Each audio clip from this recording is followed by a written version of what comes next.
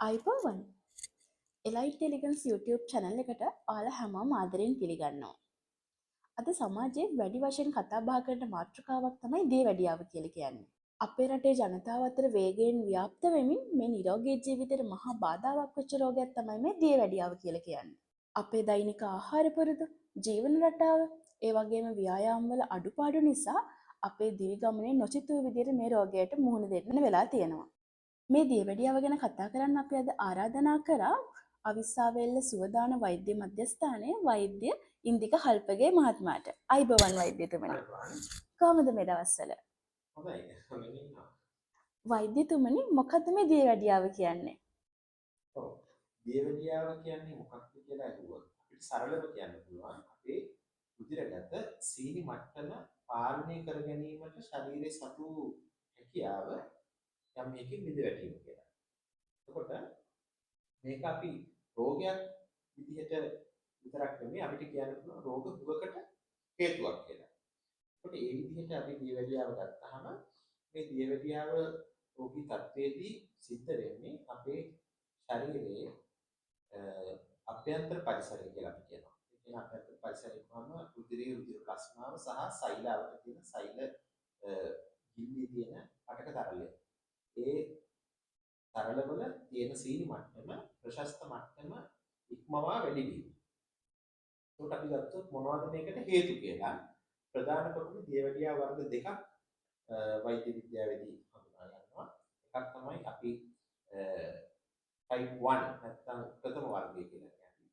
type 1 diabetes කියන්නේ ඒකෙදි වෙන්නේ මේ සීනි පාලනය කරන්න අපේ ශරීරයේ තියෙන ප්‍රධාන පරිවෘත්තීය හෝමෝනය තමයි ඉන්සුලින් කියන හෝමෝනය. මේ හෝමෝනය හදන්නේ අග්න්‍යාශයේ බීටා සෛලය. ඒකට මේ ඉන්සුලින් හෝමෝනයේ ඌනතාව නිසා ඇතිවෙන දියවැඩියාවට අපි කියනවා type 1 diabetes කියලා. නැත්නම් පළමු වර්ගයේ දියවැඩියාව. ඒකට ඊළඟට තියෙන්නේ ඊට වඩා සුලභ වර්ගය තමයි type 2 diabetes කියන්නේ. ඒකෙදි සිද්ධ වෙන්නේ ඉන්සුලින් කියන හෝමෝනයට අපේ ශරීරයේ ප්‍රතිචාර දක්වන්න තියෙන ශරීර දෛනික සෛල වල ප්‍රතිචාරය දුර්වල වීම. එතකොට මේ රෝග දෙක ගත්තහම type 1 diabetes කියපු තත්ත්වය කෙනෙකුට කුඩා කාලේ ඉඳලා තියෙන්න පුළුවන්. type 2 diabetes කියන එක ජීවිතේ මුල් කාලේම තිබිලා පස්සේ වෙන තත්ත්වයක්. ඒක ওই විදිහට තමයි අපිට දියවැඩියාව කියන්නේ මොකක්ද කියන එක කෙටියෙන් හඳුනාගන්න සිද්ධ වෙනවා. වෛද්‍යතුමනි දියවැඩියාවේ මුල් ලක්ෂණ සහ රෝග ලක්ෂණ ගැනත් අපිට කියමුද? ඔව් තාම වැදගත්.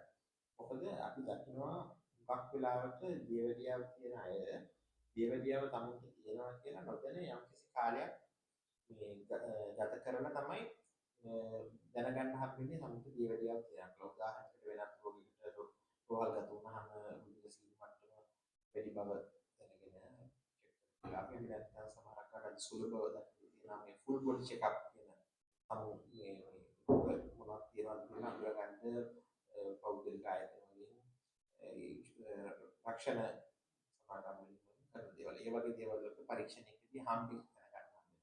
එහෙමත් නැත්නම් සමහරක් අකට තමු මොන හරි ජීවිත රක්ෂණයක් වගේ දාන්න ගියාම check කරලා හම් වෙනවා.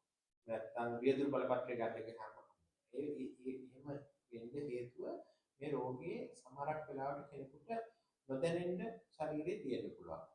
ඒ කියන්නේ දැන් දියවැඩියාව රෝගී තත්ත්වයක් විතරක් සමහර අය ඉන්නවා ප්‍රී ඩයබටික් කියන තත්ත්වය. ඒ කියන්නේ දියවැඩියාව රෝගය කියලා අපි හඳුන්වන මට්ටමටම සීනි වැඩි නැහැ. නමුත් සාමාන්‍ය මට්ටමයි අර මට්ටමයි අතරයි ඉන්නවා. ඒක ඒගොල්ලෝ ප්‍රී ඩයබටික් කියලා අපි හඳුනගන්නවා. ඊළඟට දියවැඩියා රෝගී තත්ත්වයටම සීනි මට්ටම වැඩි වෙච්ච අය තමුන්ට දියවැඩියාව තියෙනවා කියලා නොදැනෙන්න පුළුවන්. ඒ මොකද මේකේ තියෙන රෝග ලක්ෂණ ගත්තාම දැන් අපි හිතන්නකෝ අපිට සෙම්ප්ලිටිෂා උණක් හැදුනා කියලා. එhmenan අපිට උණ හැදෙනවා එනකොට වෙන්නේ නැහැ. මේකෙදි එහෙම නැහැ. ලොකු උණක් තමුන් හිතනවා තමුන් සාමාන්‍ය විදිහට ගන්න වැඩ කරගෙන යනවා. උදාහරණයකට ගත්තොත් දියවැඩියාව තියෙන කෙනාට නිතර බඩගිනි එන්න පුළුවන්. නිතර තිබහ එන්න පුළුවන්. ඊළඟට වැඩිපුර මුත්‍රා පිට වෙන තත්ත්වයක් එන්න පුළුවන්.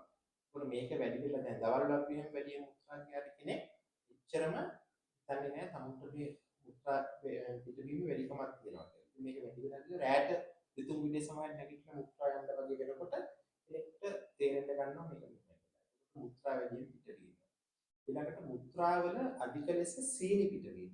මේක සමහරක් වෙලාවට කෙනෙකුට පේන්න පුළුවන් තමන් මුත්‍රා කරලා ආවට පස්සේ බෙසිකලි පෝච්චිය වගේ කූඹි ඇවිල්ලා ඉන්නවා වගේ. එහෙම පිට අවස්ථා අපිට රෝගීන් ඇවිල්ලා කියලා තියෙනවා. ඒ නිසා ඇවිල්ලා යාට චෙක් කරන්න තමයි. ඒක අමතරව තමන් හොඳට සාමාන්‍ය විදිහට කැම ගත්තත් තමුන්ගේ ශරීරය නිකන් වැහැරෙන ස්වරූපයක් කෙනෙක්ට මේ දැනගන්න ලැබෙනවා. ඔව් ඔය වගේ දේවල් ටික තමයි අපිට දේවලියවල මූලික රෝග ලක්ෂණ විදිහට ගන්න වෙන්නේ. හොඳයි. දැන් මම හිතනවා ඔබට දල අවබෝධයක් තියෙනවා දේවලියාව කියන්නේ කුමක්ද? දැන් අපි බලමු මේ දේවලියාව කියන රෝගය අපිට තියෙනවා කියලා අපි දැනගත්තාම මේක පාලනය කළ යුතු අසනීපයක් වෙන්නේ ඇයි කියන එක. ඒකට අපි මේ විදිහට විග්‍රහ කරගන්න ඕනේ. දැන් ලේවල සීනි මට්ටම වැඩියෙන් තිබ්බහම මොකද්ද ශරීරයට වෙන හානිය? අපි මෙහෙම ගමුකෝ. දැන් මම මුලින්ම කිව්වා මේකේ රෝග ලක්ෂණයක් විදිහට මුත්‍රාවල වැඩියෙන් සීනි පිට වෙනවා කියලා. ඒක සිද්ධ වෙන්නේ මෙහෙමයි. දැන් අපේ වකුගඩු හරහා ලේ පෙරෙනවා කියන එක අපි හැමෝම දන්නවා. එතකොට වකුගඩු හරහා ලේ ඉදිරිය ගම සංසරණය සිද්ධ වෙනකොට වකුගඩුවේ තියෙන ගුච්චිකා පෙරණය කියලා එකක්. මේකෙදි ගුච්චිකා පෙරණෙදී අපේ ලේවල තියෙන බොහෝ සංඝටක සෛල සහ උදිර ප්ලාස්මා ප්‍රෝටීන වර්ග සහ තව සංඝටක කීපයක් කර බොහෝ ජලීය ද්‍රව්‍ය දේවල් මේකෙදි පෙරෙනවා. පෙරිලා මේවා කොහොම එළියට යන්නේ නැහැ. ඒ වකුගඩුවේ ගුච්චිකා පෙරණයෙන් පස්සේ තියෙන නාල පද්ධතියේදී ඒ එළියට දාපු දේවල් වලින් නැවත ශරීරයේ තියෙන්න ඕන අත්‍යවශ්‍ය දේවල් ටික සංඝටක තියෙන්න ඕන ප්‍රමාණ වලින් අවශෝෂණය කරගන්න. මේ අවශෝෂණය කරගන්නකොට අර අපේ ලේවල වැඩියෙන් සීනි තිබ්බනම් ඒ පෙරිලා එළියට ගිහපු ග්ලූකෝස් වලින් වකුගඩුව නැවත ගන්න ශරීරයට ඕන කරන ප්‍රමාණය විතරයි. වැඩි ටික අහකට යනවා. එතකොට මේ වැඩියෙන් කියලා අහකට යන්නේ මොනවද? අපි ආහාර වශයෙන් ගත්ත ග්ලූකෝස්. එතකොට අපි කෑමෙන් ගත්ත ආහාර අපට යමක් වෙන්නේ. ඒ වගේම සීනි මට්ටම නැත්නම් ග්ලූකෝස් මට්ටම ප්‍රශස්ත මට්ටමට වඩා වැඩියෙන් තියෙනකොට අපේ සෛලවලට හානියක් සිද්ධ වෙනවා. විශේෂයෙන්ම ගත්තොත් ස්නායු සෛලවලට, රුධිර කේශනාලිකා සෛලවලට, හෘදේ සෛලවලට, ඇස්වල සෛලවලට වගේ සංවේදී පටකවලට මේකෙන් තියෙන හානිය වැඩි.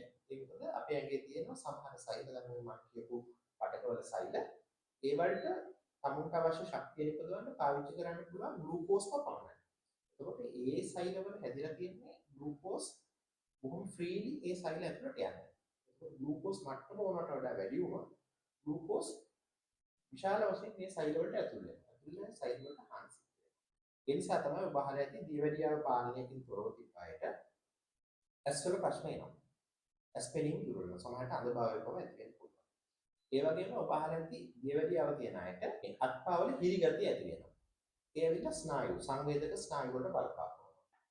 ඒ වගේමයි මේක බලපානවා අපේ ස්වයං සාධක ස්නායු පද්ධතියට. එහෙම බලපාවුවම ඔය ලිංගික බෙරහිනතාව වගේ දේවල් ඇති වෙන්න පුළුවන්. ඊළඟට කේශනාලිකා ජාල වලට බලපානවා. වකුගඩුවේ තියෙන සියුම් කේශනාලිකා ජාල වලට බලපාවුවම ඒකට ඩයබටික් නෙෆ්‍රොපති කියලා අපේ වකුගඩුව කර්මන්නේ. ඒ විතරක් නෙමෙයි. අපි මුලින් කිව්වා මේ ඉන්සුලින් වලින් පාලනය කරන්නේ ග්ලූකෝස් විතරක් නෙමෙයි. අපේ ඇඟේ මේද පාලනය සිද්ධ වෙනවා. එතකොට මේද වල මට්ටම පාලනයෙන් තොරව හැසිරෙන්න ගන්නවා දියවැඩිය රෝගිය. ඒකෙදි ඔය හෘදයේ රුධිර නාලාව හිරතා නිසා හෘදාබාධ වලට වැඩි අවධානමක් තියෙනවා දියවැඩියව පාලනයෙන් තොරව තියෙන කෙනාට. ඒ වගේම මොළයේ රුධිර නාලවලට බලපාවම ඔයාලා අහලා ඇති අංශභාගයෙන් නැත්නම් ආඝාතය නැත්නම් ස්ට්‍රෝක් කියලා කියන මේ මොළයේ වේන හරයක් ලේ කැටයක් සිරවීම හෝ වේන කුකුරා යන නිසා ඇති වෙන තත්ත්වය. ඒකට වැඩි අවධානමක් තියෙනවා දියවැඩියව පාලනය නොකරන කෙනාට. ඔය ටිකට හම්බතරව අපි තව ගත්තාම දියවැඩියාව නිසා අපේ ඇඟේ ප්‍රතිශක්තිය අඩුවීමක් වෙනවා. ඒ නිසා වෙන සාමාන්‍ය පුද්ගලෙක් වඩා මේ දියවැඩියාව තියෙන අයට මේ සාමාන්‍ය අයට හැදෙන්නේ නැති මේ සමහර ආසාදන වැඩියෙන් හැදෙන ගැටයක් තියෙනවා. උදාහරණයකට තමයි දිරීර ආසාදන. ඔය දැකලා ඇති අපේ දියවැඩිය සායන වලට එනකොට මොකද දෙනකොට කියන මේ ඇඟිලි කරු වල දිරීර ආසාදන. ඊළඟට පිරිමෑයට තියෙනවා මේ පෙර සමයේන දිරීර ආසාදන. කාන්තාවන්ට තියෙනවා යොමු මාර්ගය ආශ්‍රිත වෙන දිලීර ආසාදන. ඒ වගේ දේවල් වලට වැඩි ප්‍රවණතාවක් තියෙනවා. ඒට අමතරව හැමේ ඇති වෙන විස බීජ ආසාදන. නැත්තම් හැමේ පොඩි සීරින් තුවාලයක් වුණා හරි ඉක්මනට බැසවනවා. ඒ වගේ දේවල් වෙනවා. ඒට අමතරව ඔයගොල්ලෝ දැකලා ඇති දියවැඩියාව තියෙන රෝගීන්ගේ සමහරක් අයගේ ඇඟිලි අයින් කරන්න වෙලා තියෙනවා, කකුල් අයින් කරන්න. මේක සිද්ධ වෙන්නේ ඒ පාදවල රුධිර කේශනාලිකා සහ රුධිර වාහිනී දමන පද්ධතියට දියවැඩියාව නිසා වෙන බලපෑම නිසා ඒවා අවහිර වෙලා තුවාල හොඳට ප්‍රමාද වෙනවා. සමහරක් වෙලාවට කෙලින් රුධිර නාල අවහිර වෙලා ශරීරයේ ඇඟිල්ලක් වෙන්න පුළුවන්, පාදයේ කොටසක් වෙන්න පුළුවන්.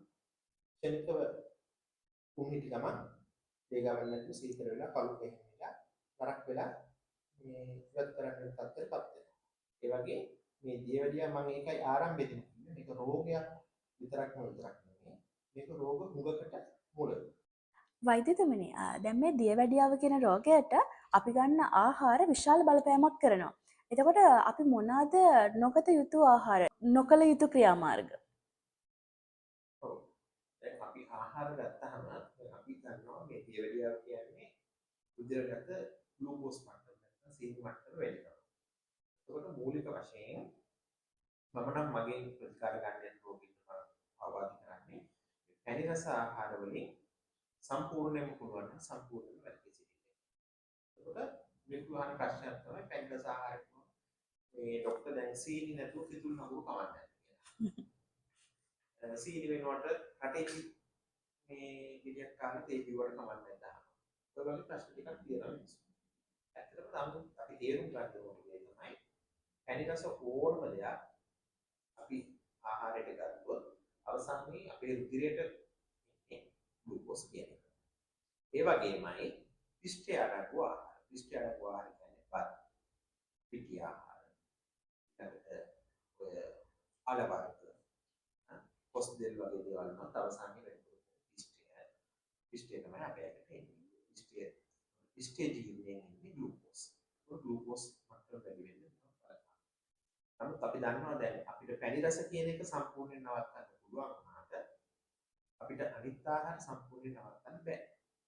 එහෙනම් අපි යම් අවබෝධයක් තියෙන්න ඕනේ අපේ ආහාර වලට අපි අඩංගු කරගන්න ඕනේ කවර ආකාරයකට යනවා.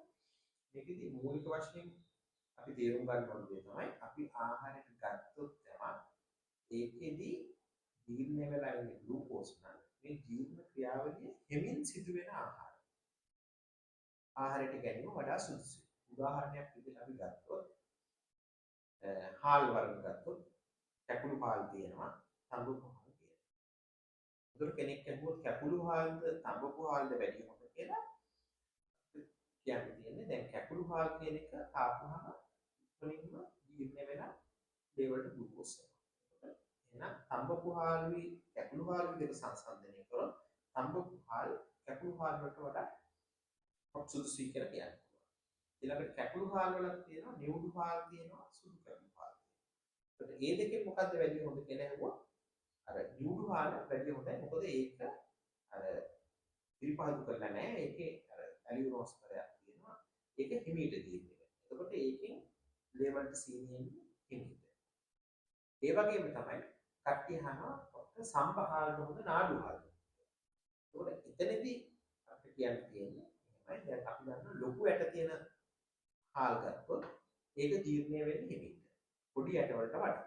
එතකොට ලොකු ඇට තියෙන නාඩු හාල් වැඩි හොඳයි මේ සම්බා හාල් වලට වඩා. අන්න ඒ විදිහට තමු අවබෝධයක් ලබා ගන්න ඕන තමු ගන්න ආහාර වර්ගවල මේ ආහාරය කොච්චර වේගයෙන් අපේ ඇඟට සීල් දෙනවා. ඒ කියන්නේ දැන් අපිට තේරෙනවා ඒක. දැන් අපි යම් ආහාරයක් කැමරට ගත්තාම අපිට අනිත් පැත්තට ඉක්මනට බඩගිනි වෙන කැම තියෙනවා. ඒ කියන්නේ ඉක්මනට ජීර්ණ වෙන කෑම. උදාහරණයක් දැන් අපි ගන්නවා ඉන්දියාප්ප කෑවොත් ඉක්මනට බඩගිනි වෙනවා කියලා. නේ? පාන් කෑවොත් ඉක්මනට බඩගිනි වෙනවා කියලා අපි දන්නවා. ඒතර ඒ වගේ කෑම පුළුවන් තරම් අඩු කරන්න. අර වගේ හිමීට ජීර්ණ වෙලා හිමීට අවශෝෂණය වෙන ආහාර වලට අපි යොමු වෙන්න ඕනේ. ඊළඟට පළතුරු වර්ග ගැන කතා කරමු. පළතුරු පැණි රස කෑම අපි පැණි රස ගන්න එකයිකුත් එහෙනම් ඊගාවට අහනවා පළතුරු කන්නත් එපා. පළතුරු වල කතාව මෙහෙමයි. දැන් පළතුරු කියන එකේ අපිට සීනි ඇවිල්ලා වෙන හානිය තියෙනවා වගේ පළතුරු වලින් තව මේ ලැබෙන ශරීරයට හිතකර ද්‍රව්‍ය තියෙනවා. විටමින් වර්ග, කන්ද වර්ග, ඇන්ටිऑක්සිඩන්ට්ස් ඒ වගේ දේවල් තියෙනවා. ඒ නිසා පළතුරු අපි මේ ආහාරයට ගන්න එපා කියලා කියන්නේ. පළතුරු ගන්න ඕනේ. පළතුරු වලින් අපි බලන්න ඕන ඔය පැණි බේරෙන පළතුරු වර්ග තියෙනවා. අනාසි, රම්බුටාන්, ඒ වගේ දේවල් පැණි වර්ග වගේ. ඒවා ටිකක් අඩු කරනවා. අර පළතුරු තියෙනවා වඩා හිතකර දේවල් සීනි ගතිය අඩු වෙනවා. පළතුරු අපි මේ සීමා කරන්න කියලා කියන්නේ. ඊළඟට අපි යමු මස් මාළු වගේ දේවල්. මොකද දියවැඩියා රෝගියාට මාංශ ජනක ආහාර ගන්න ප්‍රමාණය වැඩි කරලා පිෂ්ඨ අඩංගු ආහාර අඩු කරන එක එයාට හිතකරයි. මොකද හේතුව මාංශ ජනක ආහාර අපි ගත්තාම අපේ ශරීරයේ මේ මාංශ ජනක ආහාර ජීර්ණය වෙලා එන ඇමයිනෝ අම්ල වලින් අපේ අක්මාවට පුළුවන් අපිට ග්ලූකෝස් අවශ්‍යතාව මදිකමක් තියෙනවනේ අර ඇමයිනෝ අම්ල වලින් ග්ලූකෝස් නිපදවා ගන්න පුළුවන් අවශ්‍ය ප්‍රමාණය. එතකොට අර ප්‍රශස්ත මට්ටම ඉක්මවලා ග්ලූකෝස් නිපදවන්නේ නැහැ අක්මා. එයා හදාගන්නේ අවශ්‍ය වෙලාවට අවශ්‍ය ප්‍රමාණයට විතරයි. එතකොට අපි මේ කියපු කාරණා ටික සාරාංශ කරලා ගත්තොත් අපි ආහාර ගන්නකොට දියවැඩියා රෝගියා හිතේ තියාගන්න ඕනේ තමයි පැණි රස මම සම්පූර්ණයෙන් ගන්න එක නතර කරන්න බලනවා. පිෂ්ඨ අඩංගු ආහාර මම පුළුවන් තරම් අඩුවෙන් ගන්න. ඒතර පිෂ්ඨ අඩංගු ආහාර වලින් වෙන අඩුව පුරව ගන්න එහෙනම් මම මොනවද ගන්නේ? මාංශ ජනක ආහාර සහ එළවලු පළතුරු අර ප්‍රමාණය වැඩි වෙන්න කරනවා. අන්න ඒ විදිහේ දල අදහසක් පොළවේ තියාගෙන තමන්ගේ ආහාර රටාව වෙනස් කරගන්න තමයි සුදුසු. වෛද්‍යතුමනි මේ දියවැඩියාව සම්බන්ධයෙන් සාම්ප්‍රදායික ප්‍රතිකර්ම රාශියක් තියෙනවානේ. ඒ සාම්ප්‍රදායික ප්‍රතිකර්ම සම්බන්ධයෙන් ඔබතුමාට මොකක්ද කියන්න පුළුවන්? ඔව්. මේ සාම්ප්‍රදායික ප්‍රතිකර්ම කිව්වම අපේ රටේ තියෙනවා ආයුර්වේද ප්‍රතිකාරකම් තියෙනවා. ඊළඟට දේශීය වෛද්‍ය ප්‍රතිකාරකම් කියලා අපි දකිනවා. ඊටත් අමතරව මේ මිනිස්සු කටවහරෙන් හරි ඒ වගේ මේ අපු සමහර කෑම වර්ග ගැන මිනිස්සු විශ්වාස තියෙනවා මේක දියවැඩියාවට හොඳයි. දැන් මෙතනදී බටහිර වෛද්‍යවරයෙක් විදිහට මට කියන්න තියෙන්නේ දැන් අපේ රටේ මගේ දැනුවත්ව මේ සම්බන්ධව බටහිර විද්‍යාත්මක පරීක්ෂණ වලින් අර දේවල් ගැන සොයා බැලීමක් කරලා නැහැ. මොකද ඒවා බටහිර වෛද්‍ය විද්‍යාත්මක ප්‍රතිකාරකම් නොවන නිසා බටහිර වෛද්‍යවරු ඒවා පිළිබඳව හොයා බලන්න උනන්දුවක් නැහැ. ඒ වගේ දේශීය කියන වෛද්‍ය ක්‍රම වලින් ඒගොල්ලෝ මේක බටහිර විද්‍යාත්මක ක්‍රමයට ඔප්පු කරන්න හෝ ඒක සනාථ කරන්න උත්සාහයක්වත් අපිට පේන්නේ නැහැ. නමුත් දැන් බටහිර වෛද්‍යවරයෙක් විදිහට කියන්නේ මම ඇත්තටම මේ ආයුර්වේද ක්‍රම වලින් හරි දේශීය වෛද්‍ය ක්‍රම වලින් හරි මේ රෝගය පාලනය කරන්න පුළුවන්ද කියන එක හවුද නැද්ද කියලා හරියට නිශ්චිතව කියන්න මට දැනුමක් නැහැ කියලා මම බටහිර වෛද්‍ය විද්‍යාවේ ඒ සම්බන්ධව මගේ දැනුම. එතකොට ඒක අපි එහෙම තියලා අපි බලමු මේක ගැන තියෙන දුර්මත ටික සමාජයේ තියෙනවා. ඒ තමයි අපි දකිනවා මේ දියවැඩියාව නිට්ටාවට සුව කළ හැකියි. එන්න මේක විශාල දුර්මතයක්. මේ දුර්මතය නිසා දියවැඩියා රෝගී විශාල ලෙස සම්පූර්ණතාවට ලක් වෙලා සමහරවිට තමුන්ගේ මරණයෙන් පවා ජීවිතේ කෙලවර වෙන අවස්ථා අපි දැකලා තියෙනවා. මොකද මේ නිට්ටාවට හොඳ කරගන්න ක්‍රම පස්සේ යාම නිසා. ඒ නිසා මේ නිට්ටාවට හොඳ කරන්න දෙමේ ඔබ හිතන්න ඕනේ. මේ අසනීපේ ස්වરૂපය දැනගෙන නිට්ටාවට පාලනය කරන්න. නිට්ටාවට පාලනය කරොත් මේ වගේ රෝග රාශියකට මුල් වෙන භයානක රෝගයක් වගේ මේක ලැබුණා. ඔබ දියවැඩියා රෝගය හරියට මෙල්ල කරොත් ඔබට සාමාන්‍ය කෙනෙක් වගේ නිරෝගී දිවියක් ගත කරන්න පුළුවන් කියන්නේ.